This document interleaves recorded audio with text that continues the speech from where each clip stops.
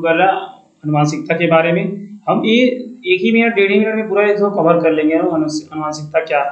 सो इस वीडियो से लास्ट तक बने रहिएगा। देखिए क्या होता है अनुवांशिकता, अनुवांशिकता में क्या क्या देखने वाले हैं। एक पीढ़ी दूसरी पीढ़ी क्या होती है, अनुवांशिक लक्षण क्या होते हैं, वंशागत किसे कहते हैं, वंशागत का अध्ययन हम किस विज्ञान की शाखा के अंतर्गत करते हैं, इसके जनक कौन है, इसकी इकाई क्या है, इसके जो पदार्थ होते हैं वो क्या है। सो आइए शुरू करते हैं। क्या होता है अनुवांशिकता क्या है। देखिए प्रथम पीढ़ी से लक्षण द्वितीय पीढ़ी में जब जाते हैं तो ये क्रिया जो होती है ये अनुवांशिकता कहलाती है।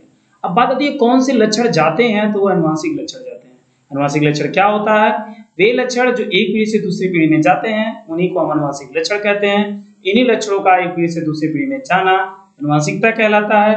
और हम बात कर लें अनुवांशिकता की, तो लैंगिक प्रजनन द्वारा जीव भिन्न होते हैं, यानी लैंगिक जनन जिसमें होता है उसके द्वारा क्या होता है, जीव भिन्न होते हैं। समसंतान संतति अपने समान संतति की उत्पत्ति जनन कहलाता है। अपने समान संतति की उत्पत्ति क्या कहलाता है, जनन कहलाता है। जनन एक प्रमुख जैव प्रक्रम होता है। अनुवांशिकी जीव विज्ञान की एक शाखा है जिसके अंतर्गत हम वंशागत का अध्ययन करते हैं, उसे हम अनुवांशिकी कहते हैं। अनुवांशिकी के पिता ग्रेगर जॉन मेंडल है, यानी ग्रेगर जॉन मेंडल अनुवांशिकी के जनक कहे जाते हैं। इनका जन्म 1822 ईस्वी में हुआ था। इनका जो प्रयोग उन्होंने किया था वो मटर के पौधों पर प्रयोग किया था। उनका प्रयोग जो था 1866 में सफल रहा। 4 निष्कर्ष दिए, सफल प्रयोग के आधार पर उन्होंने 4 निष्कर्ष दिए थे। एक था अनुवांशिक कारक, दूसरा था प्रभाविता और अप्रभाविता, तीसरा निष्कर्ष था उनका पृथक्करण का निष्कर्ष, चौथा निष्कर्ष था उनका स्वतंत्र अभ्युहन का निष्कर्ष।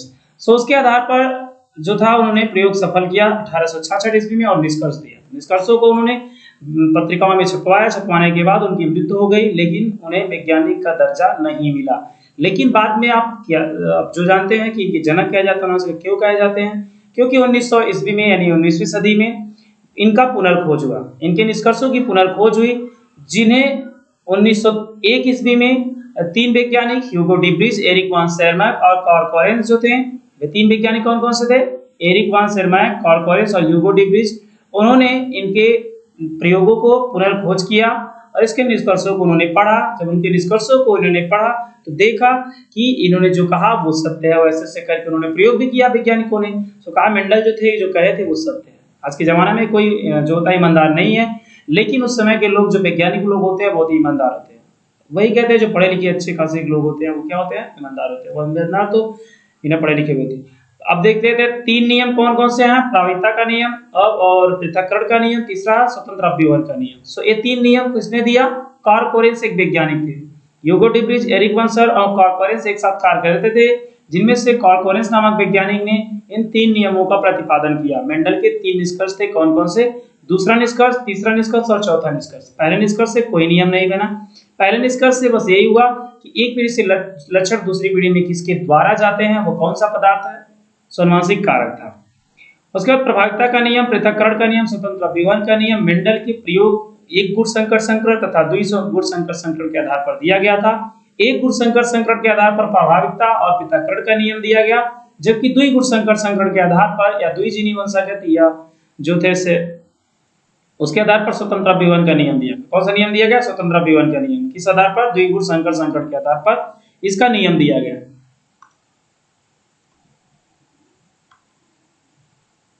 अब आइए देख लेते हैं जीन क्या, डीएनए क्या है। डीएनए जेनेटिक मटेरियल होता है, यानी अनुवांशिक की इकाई क्या है, वह जीन है। अनुवांशिक का पदार्थ कौन होता है, डीएनए होता है। डीएनए का स्ट्रक्चर 2 होता है, द्विकुंडलीय होता है। इसके 2 पॉलीन्यूक्लियोटाइड संरचनाएं होती हैं। इस पे एक खंड होता है जिसको हम लोग जीन कहते हैं। इसमें अनुवांशिक लक्षण निहित होते हैं, यानी जितने भी अनुवांशिक लक्षण पाए जाते हैं, चाहे काले होने का, मोटे होने का, गोरे होने का, इंटेलिजेंट होने का, जितने भी लक्षण होते हैं वो सभी किसमें होते हैं, वो सभी जीन में ही उपस्थित होते हैं। बहुत प्रकार के जीन होते हैं, डीएनए पर एक ही जीन नहीं है, बहुत सारे ऐसे जीन होते हैं जिनमें अनुवांशिक लक्षण जो होता है अलग अलग निहित होते हैं। एक पीढ़ी से दूसरी पीढ़ी में यही लक्षण जाते हैं जीनों के द्वारा। तो जीन को मेंडल ने कारक नाम दिया था। जो जीन था मेंडल ने क्या नाम दिया था, कारक। जैसे मैंने कहा अनुवांशिक कारक जो था वो उनका निष्कर्ष था, तो मेंडल ने जीन को कारक कहा, बाद में इनको जीन कहा गया। सो ये टॉपिक समाप्त होता है। Thanks for watching. लाइक करें, सब्सक्राइब करें, कमेंट